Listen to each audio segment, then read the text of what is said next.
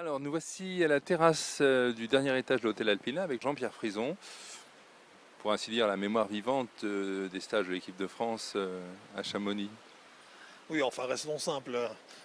Non, en fait, on est au début de ces histoires d'équipe de France qui ont été créées je crois me souvenir, en 2002 ou 2003 avec Jean Alési, qui avait toujours rêvé des jeunes quand il aurait la possibilité de le faire et à l'époque, il n'avait pas trouvé de répondant.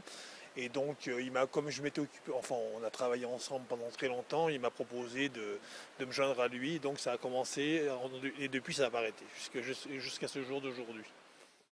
Chamoniard, moniteur de ski, kiné, tout ça, il n'y a pas beaucoup de traces d'automobile. Pourtant, Jean-Pierre Frison, vous avez eu des expériences assez intéressantes à différents niveaux dans l'automobile. Bah, c'est-à-dire l'automobile, moi j'ai commencé tout petit au lycée parce que j'ai toujours été un peu passionné pour ça. Et puis qu'à Chamonix, il y avait une course sur glace qui s'appelait les 24 heures sur glace à l'époque, où il y avait tous les champions qui venaient chaque année pour courir. Et moi, quand j'étais gamin, j'allais les voir et je leur disais, je vous donne des cours de ski, puis vous me donnez des cours de voiture. Et j'ai commencé comme ça avec Andruet, Guy Verrier, etc. Voilà, ce siècle avait 2 ans. Au bas mot.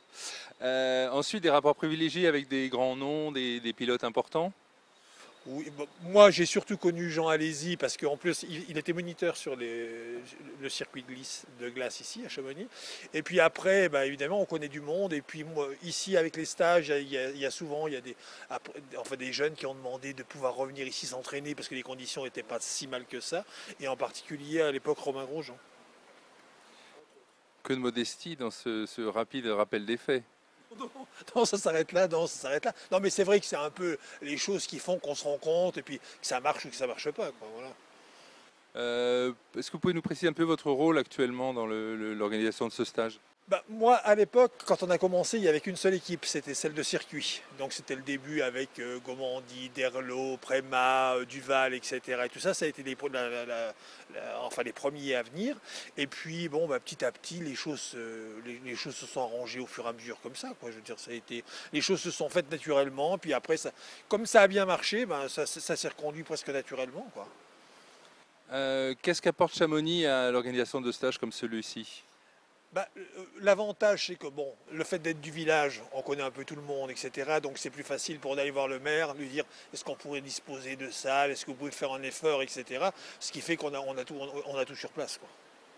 Et puis bon, le fait d'être à la bonne altitude pour les entraînements, etc. Parce que en fait, ces années-là, ça a été les années où il est rentré il était de bon ton de s'entraîner aussi. Parce qu'avant, il y a 20 ans derrière, ça n'existait pas tout ça.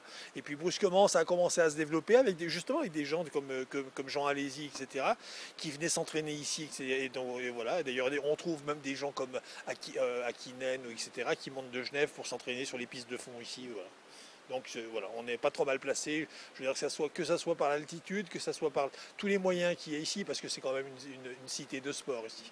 Donc voilà.